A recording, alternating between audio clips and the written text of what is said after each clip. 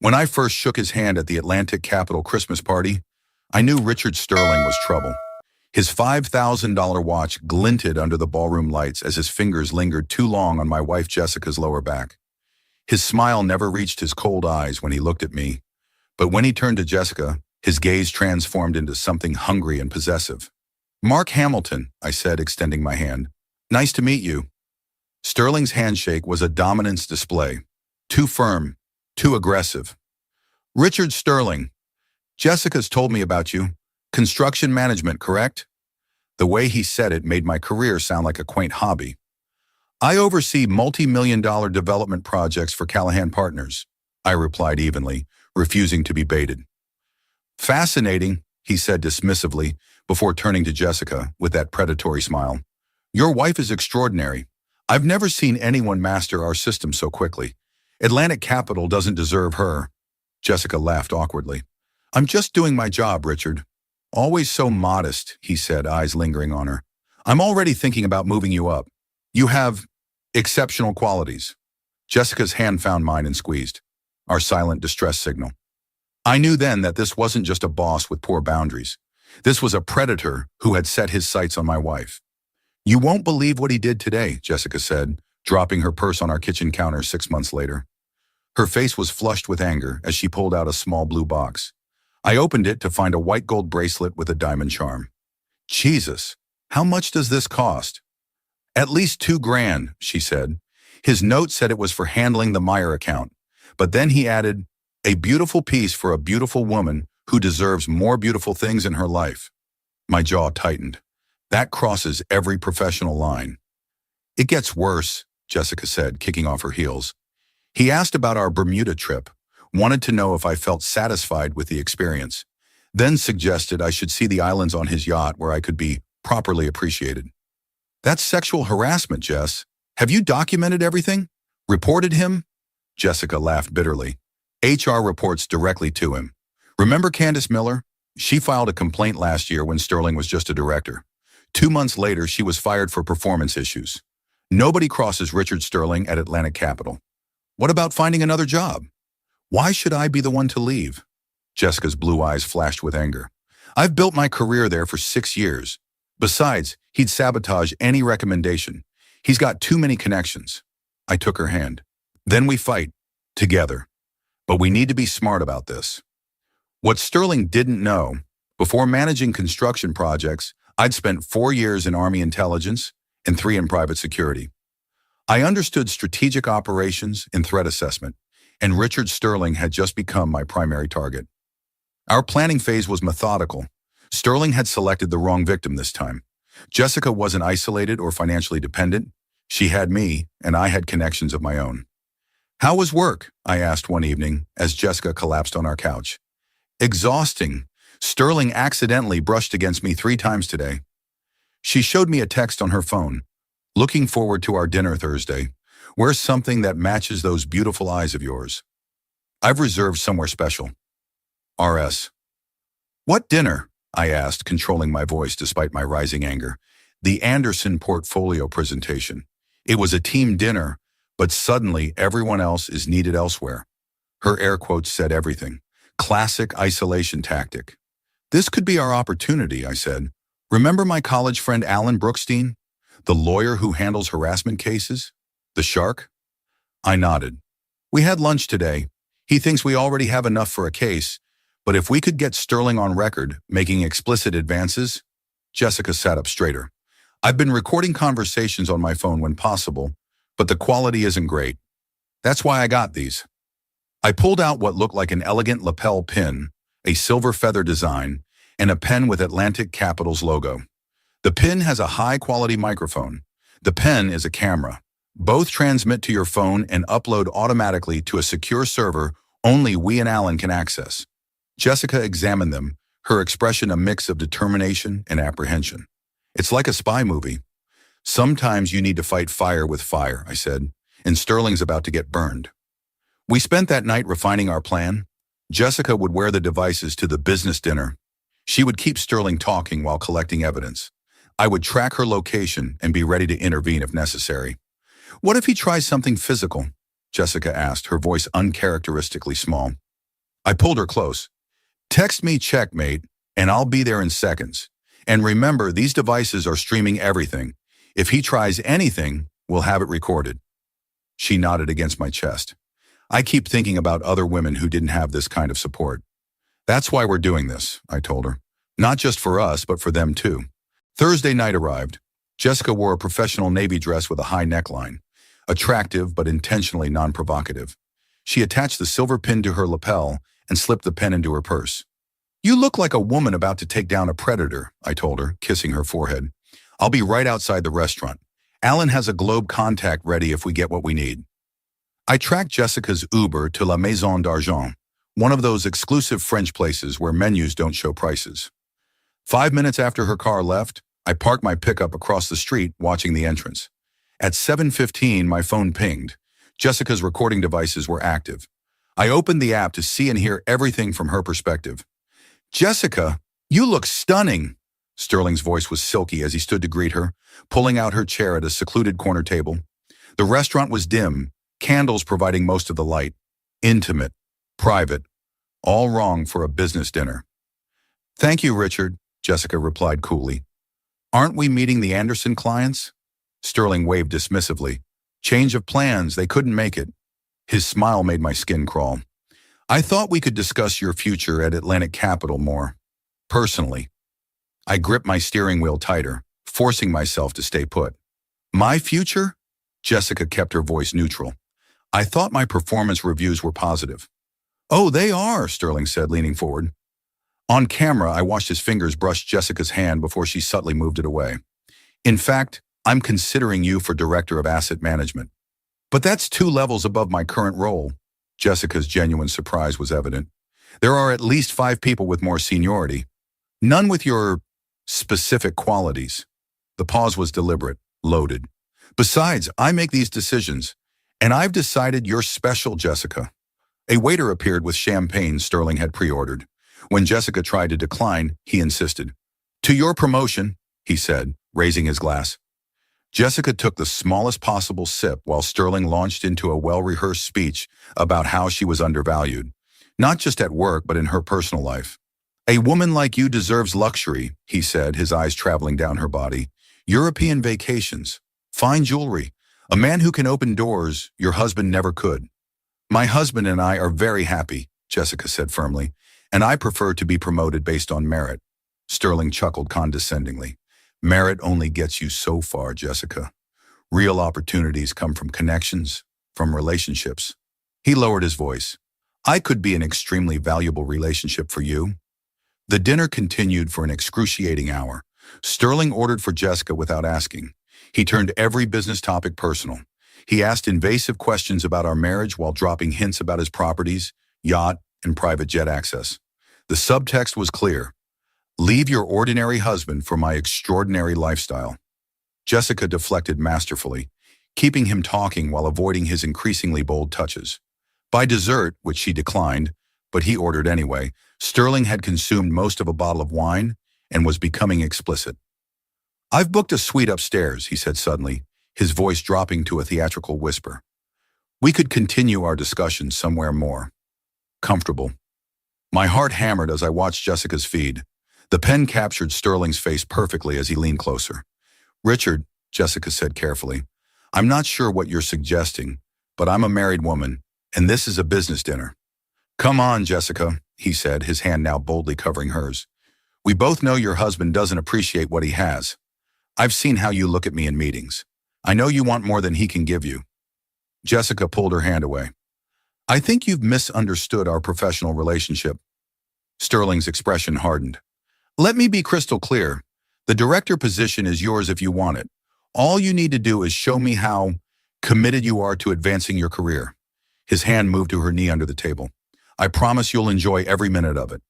That's when Jessica sent the text. Checkmate. I was out of my truck and across the street before my screen went dark. By the time I pushed through the restaurant doors, Jessica had stood up and was telling Sterling in no uncertain terms to remove his hand. Is there a problem here? I asked loudly. Heads turned throughout the hushed restaurant. Sterling's face registered shock, then fury. Who let you in? This is a private establishment. I'm Mark Hamilton, I announced, my voice carrying. I'm here because my wife just texted that her boss is sexually harassing her and has propositioned her for sex in exchange for a promotion. The restaurant went silent. A manager rushed over. Sir, perhaps we could discuss this privately? No, I cut him off. There's been enough privacy. That's what predators like Mr. Sterling count on. Privacy to intimidate women who work for them. Sterling stood, his face flushed with alcohol and rage. You have no idea who you're dealing with. I'll destroy both of you.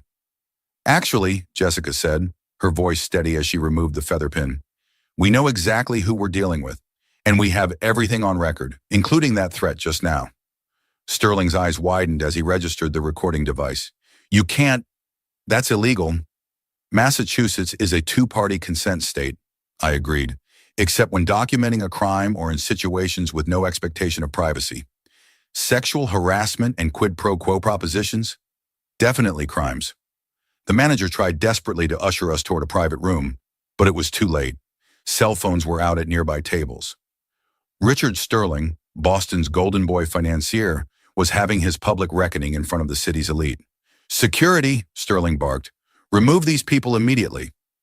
Two guards approached hesitantly, clearly uncomfortable. Before you do anything, I said calmly, everything that's happened tonight has been live-streamed to our attorney, who has a journalist from the Boston Globe on standby. If Mr. Sterling wants to escalate this, we're prepared. That stopped everyone cold. Sterling's face drained of color. For a man whose power came from controlling others, the realization that he'd lost control was devastating. You're finished at Atlantic Capital, he hissed at Jessica. Both of you will hear from my lawyers. Jessica smiled with quiet confidence. Actually, Richard, I think the Atlantic Capital Board will be very interested in this recording and in the documentation of your pattern of behavior over the past 6 months. But please involve your lawyers. I'm sure they'll advise you about cutting your losses. We walked out with our heads high, leaving Richard Sterling's sputtering threats behind us. The next 48 hours moved at lightning speed. Alan Brookstein, true to his shark reputation, was ruthlessly efficient. By the time Jessica and I had finished our celebratory midnight ice cream, a tradition since college, he had already contacted Atlantic Capital's board and legal department. Sterling tried to call me 17 times last night, Jessica said over breakfast, scrolling through her notifications. And HR has requested an urgent meeting at 9 a.m. What's your plan? I asked, refilling her coffee. She looked up with steel in her eyes. I'm going to that meeting with Alan, and I'm going to watch them scramble to save their company from a PR nightmare. The HR meeting was everything Jessica had hoped. Sterling was conspicuously absent. In his place were 2 board members, the head of legal, and a nervous HR director. They listened in horrified silence as Alan played selected portions of the restaurant recording. Ms. Hamilton has been subjected to escalating harassment for months, Alan explained, his tone professional but merciless. We have documented evidence of inappropriate gifts, texts, emails, and now this explicit quid pro quo sexual proposition. Under normal circumstances, we would be discussing a 7-figure settlement and criminal charges. The head of legal, a sharp-featured woman named Eleanor Winters, leaned forward. What makes these circumstances abnormal, Mr. Brookstein? My client genuinely values her career at Atlantic Capital, Alan replied, and recognizes that Mr. Sterling's actions may not reflect the company's overall culture. She's prepared to continue her employment under certain conditions. The relief in the room was palpable. 7-figure sexual harassment settlements made headlines. Headlines tanked stock prices. Stock prices determined executive bonuses. By noon, Jessica had secured 3 promises. Richard Sterling would be placed on immediate administrative leave pending investigation. Her position was secure with a significant adjustment to her compensation, and a formal board apology would be issued. What they didn't know was that Alan had already contacted 3 other women who had left Atlantic Capital after encounters with Sterling. Their stories were nearly identical to Jessica's, but they hadn't had the means or support to fight back. It took exactly 6 days for Richard Sterling to be officially terminated. The press release cited violations of company policies without specifics, but the financial world is small and whispers spread quickly. Sterling's reputation began crumbling as other women, emboldened by his fall, shared their own stories. Look at this, Jessica said one evening, turning her laptop toward me. The screen showed a Boston Business Journal headline, Sterling Investment Group loses major client amid controversy. I smiled grimly. Couldn't happen to a nicer guy. But our celebration was premature. Sterling had been wounded, not destroyed. And wounded predators are often the most dangerous. The first anonymous email arrived 3 weeks after Sterling's firing. Jessica opened it at work and immediately called me, her voice shaking. "Mark, he knows where we live. He has pictures of our house, of us coming and going." The email contains surveillance photos and veiled threats about actions having consequences. I contacted Alan immediately, and by that afternoon, we had filed for a restraining order and reported the threats to police. But Sterling was too clever to leave obvious evidence. The emails came from untraceable accounts. The photos could have been taken by anyone. "What if he doesn't stop?" Jessica asked that night as we checked our doors and windows. "What if this escalates?" I pulled her close. "Then we escalate too, but smart, not angry. That's how we win." The next day, I called in favors from my security days. By nightfall, our home had a new state-of-the-art security system, cameras covering every approach, and motion sensors that would alert us to unusual activity. I also contacted a private investigator I trusted, a former Army Ranger named Diego Reyes, who specialized in protective surveillance. "Your boy Sterling has been busy," Diego told me after a week of watching him. "Drinking heavily, making calls to anyone who'll still take them, acting like a man with nothing to lose. Those are the dangerous ones." "Your assessment?" I asked. "He's fixated on your wife," Diego said grimly. "In his mind, she's the source of all his problems, and he feels entitled to revenge." The knowledge sat like ice in my stomach. We were dealing with a narcissist whose identity was built around power and conquest.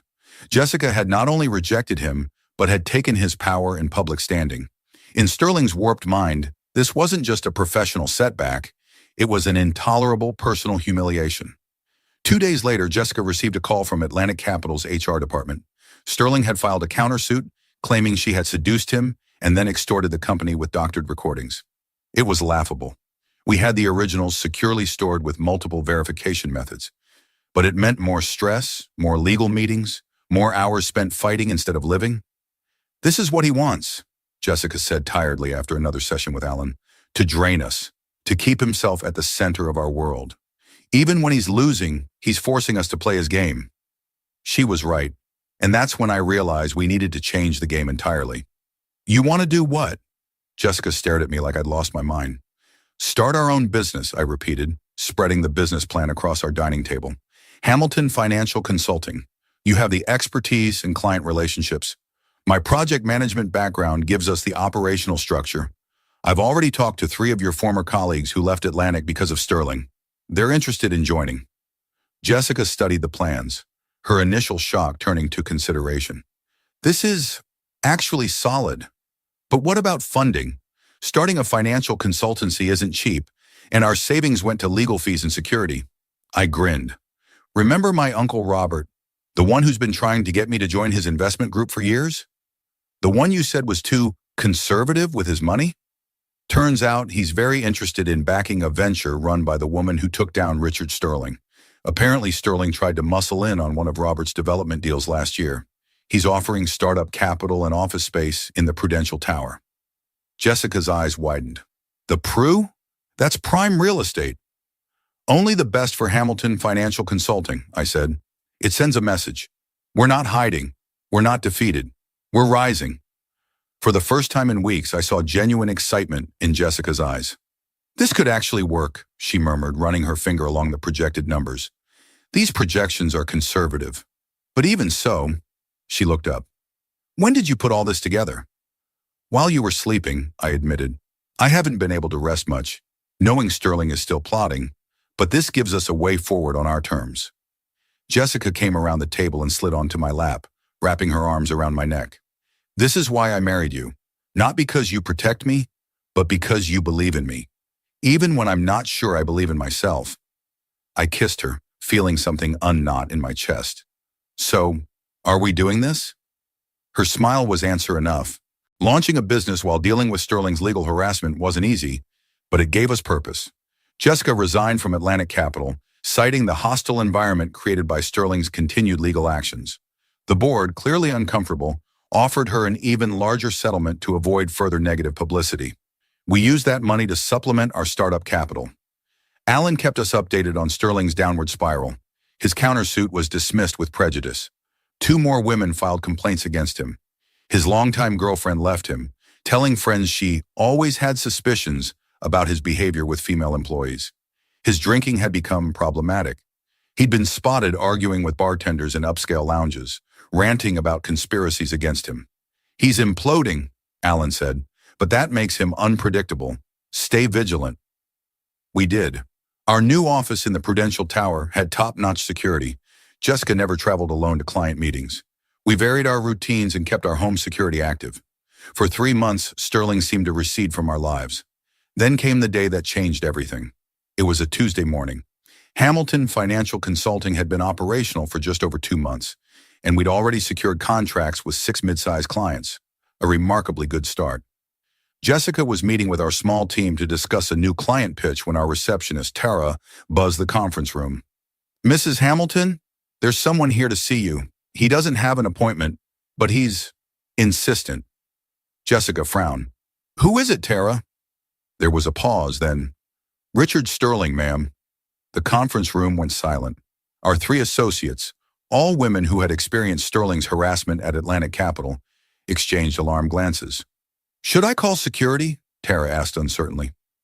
Jessica looked at me, a silent question in her eyes. I nodded slowly. "No," Jessica told Tara. "Have him wait in reception. I'll be out in a minute." After ending the call, she turned to our team. "Stay here. Mark and I will handle this." We walked out together, my hand at the small of Jessica's back. Through the glass partition, I could see Sterling in reception. The change in him was shocking. His expensive clothes hung loosely on his frame. His once perfect hair was disheveled, his skin sallow. He paced the small area like a caged animal, checking his watch repeatedly. When he saw us, he froze. For a moment, something dark flashed across his face. Then he composed himself, attempting to resurrect his former charm. "Jessica," he said, as if greeting an old friend, "you look wonderful. Success agrees with you." His gaze slid to me, the forced smile tightening. "Mark, still playing bodyguard, I see." "What do you want, Richard?" Jessica asked coolly. "We're in a meeting." Sterling spread his hands in apparent humility. "I came to talk business. May we speak privately?" "Anything you have to say, you can say in front of my husband and business partner," Jessica replied. Sterling's jaw tightened before he nodded. "Very well, I'll be direct. I'm starting a new venture, Sterling Recovery Capital. We'll specialize in distressed assets, particularly post-COVID commercial real estate." He paused, waiting for us to be impressed. When we remained silent, he continued, "I need a team with specific expertise. Your expertise, Jessica." I couldn't believe his audacity. "You're asking her to work for you? After everything?" Sterling ignored me, eyes fixed on Jessica. "Not for me, with me, as partners." He pulled out a folded document. "I'm prepared to offer a significant equity stake. The terms are very generous." Jessica didn't take the document. "Why would I possibly consider this?" "Because I know talent when I see it," Sterling said, that familiar predatory smile attempting to resurface. "What happened between us was unfortunate, but business is business. We could do remarkable things together, Jessica." There it was, the audacity, the arrogance, the absolute inability to recognize his wrongdoing. Even now, after losing everything, he still saw himself as the powerful one offering an opportunity, not a disgraced harasser seeking a lifeline. Jessica laughed, a genuine laugh of disbelief. "You still don't get it, do you? You never saw me as a professional with skills. You saw me as a conquest, an object. Even now, you're not here because you value my expertise. You're here because your reputation is so toxic that you can't build a new business without attaching yourself to someone credible." Sterling's facade cracked, his desperation showing. "That's not true. I've always recognized your potential." "That's why you sexually harassed me for months?" Jessica interrupted. "That's why you tried to bribe me with gifts and promotions for sex? That's why you threatened us when I refused? Because you recognized my potential?" Sterling's face flushed. "I made mistakes. I'm trying to make amends." "No," Jessica said firmly. "You're trying to save yourself. There's a difference." She turned to leave, but Sterling grabbed her arm. "You don't understand. I need this. I've lost everything because of you." I stepped forward immediately, my hand closing around his wrist. Let go of her. Now. For a moment, I thought he might try something stupid. There was a wildness in his eyes, the look of a man unraveling. Then he released Jessica and stepped back. You think you've won? He said, his voice venomous. Both of you, playing house with your cute little startup. But you have no idea what it takes to survive in this business. Without me, you'll be bankrupt within a year. Jessica straightened her jacket, her dignity intact despite his outburst. I believe you were just leaving, Richard. We don't work with those who don't respect other people's families, I added. Sterling looked between us, his composure gone. You'll regret this, he jabbed a finger at Jessica. When this little venture fails, and it will fail, don't come crawling back. Security will escort you out, I said, nodding to the two guards who had appeared near the elevators, alerted by Tara. And if you attempt to contact my wife again, we'll file for another restraining order. As Sterling was led away, his shoulders slumped in defeat, I felt no triumph, only relief that another chapter in this ugly story was closing. Jessica leaned against me, letting out a long breath. Are you okay? I asked softly. She nodded. Actually, I'm better than okay. Seeing him like that, desperate, diminished, I realized something. What's that? He never had any real power over me. The only power he had was what others gave him out of fear or ambition. Without that, he's just pathetic. We returned to the conference room where our team waited anxiously. As we resumed discussing client strategies and growth projections, Sterling's visit faded into insignificance. He had become irrelevant to our story. Should we be worried about this? Jessica asked, showing me her phone 6 weeks later. It was an article from a financial blog. Sterling Recovery Capital announces first major acquisition. I studied the piece. Sterling had somehow convinced investors to back his new venture and had purchased a struggling office complex in Cambridge. The article painted him as a comeback story, the financial whiz rebuilding his career after personal setbacks. Let him play his games, I said. We're focused on our clients, not his drama. But Sterling wasn't content to rebuild quietly. Within weeks, he was directly competing with us for clients, undercutting our proposals and spreading rumors about Jessica's inexperience in running a firm. Twice we lost potential contracts to Sterling Recovery Capital. This is personal for him, Jessica said after learning we'd lost the Westridge account. He's targeting our clients specifically. I nodded grimly. But we have something he doesn't. What's that? A spotless reputation and patience. Sure enough, Sterling's aggressive expansion strategy began showing cracks. His Cambridge property remained half-empty despite slashed rental rates.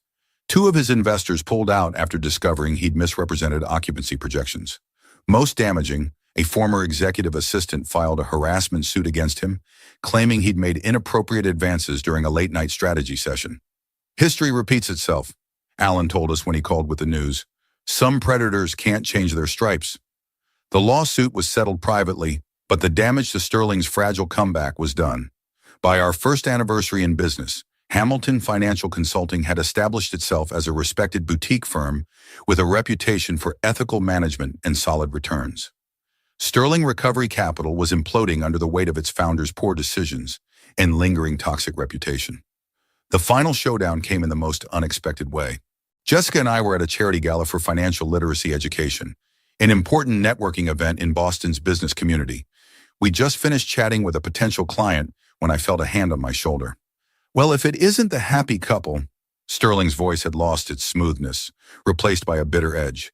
He looked even worse than the last time we'd seen him.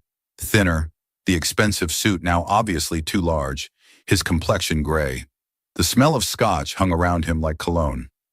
Richard, Jessica acknowledged coolly, I heard your Cambridge property is in foreclosure. That's unfortunate. His eyes narrowed. A temporary setback. Unlike your little operation, I play in the big leagues, where risk equals reward. And how's that working out for you? I asked, unable to resist. Sterling's facade cracked instantly. You think you're so clever, don't you? Riding her coattails, he gestured sloppily toward Jessica. She could have been something special at Atlantic. I could have made her rich beyond imagination. Instead, she's slumming with you and your pathetic uncle's money. Several nearby conversations stopped as people turned to watch the scene unfolding. Jessica stepped forward, her voice quiet but caring. Richard, you're drunk and making a scene. I suggest you leave before you embarrass yourself further. Embarrass myself? He laughed too loud. That's rich coming from you. The whole financial community knows how you got your start, sleeping your way to the top, then crying harassment when it suited you. The room went deadly quiet. I moved to intervene, but Jessica put a hand on my arm, stopping me. Is that what you tell yourself, Richard? She asked, her voice steady. That I somehow manipulated you? That I wasn't really your victim? Victim, he spat the word. You were never a victim. You were a climber, using my interest to your advantage. Jessica shook her head sadly. And there it is.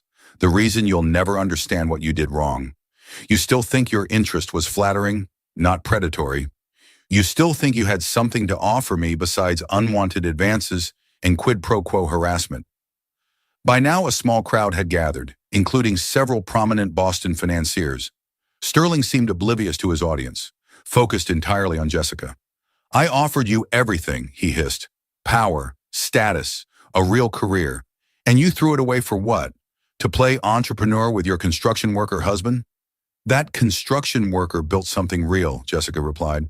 While you were destroying yourself and everything around you, we created a business based on respect and integrity.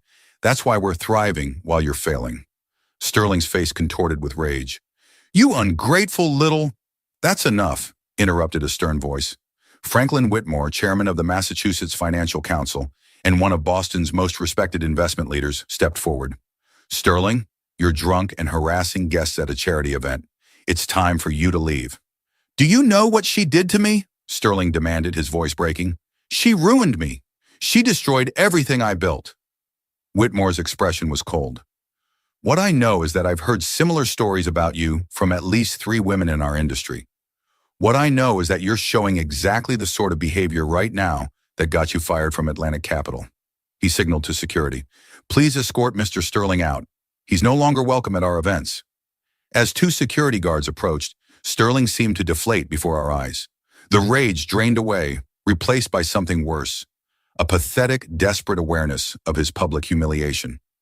He looked around at the watching crowd, at the faces filled with disgust and pity, and for the first time, I saw him truly understand what he had become. Without another word, he allowed himself to be led away, shoulders hunched, head down. It was the last time we would see Richard Sterling in Boston's financial circles. Did you see this? Jessica asked 3 months later, sliding her tablet across our kitchen island during breakfast. The headline read, Sterling pleads guilty to securities fraud, faces 5-year sentence. I skimmed the article. After the charity gala incident, Sterling's remaining investors had initiated an audit, uncovering widespread misrepresentation and several instances of outright fraud. Rather than face a lengthy trial, he'd accepted a plea deal. 5-year, I murmured, seems almost anticlimactic after everything. Jessica took back the tablet, a thoughtful expression on her face. You know what's strange? I don't feel satisfaction.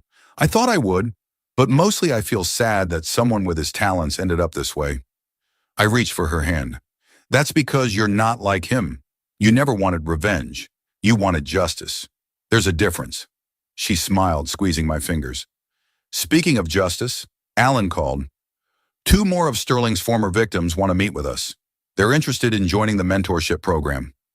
The mentorship program had been Jessica's idea, a foundation connected to our now thriving business that provided support, legal resources, and career counseling to women facing workplace harassment.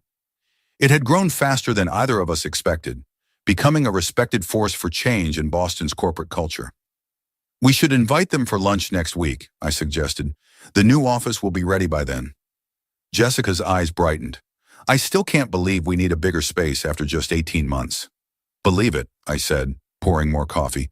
Hamilton Financial added 3 major clients last quarter. The expansion is right on schedule.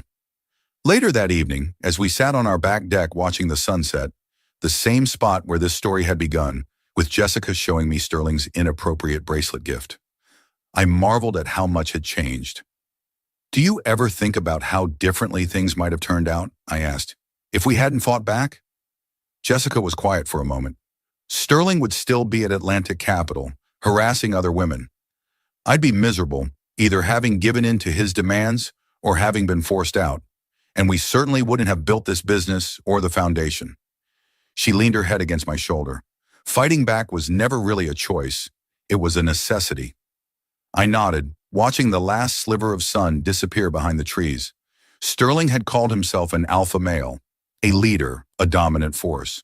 But true leadership isn't about intimidation or exploitation. It's about empowering others, creating systems where everyone can succeed, and standing for principles even when it's difficult. Jessica and I hadn't just survived Sterling's predation. We transformed it into something positive. Our business now employed 15 people, most of them women who had faced similar situations. Our foundation had helped dozens more, and workplace harassment policies across Boston's financial sector were being rewritten, strengthened by the public exposure of what had happened at Atlantic Capital. In the end, the self-proclaimed alpha male had been revealed as nothing more than a predator in an expensive suit. And like most predators who choose the wrong target, he'd discovered too late that his presumed victim was actually the most dangerous opponent he would ever face.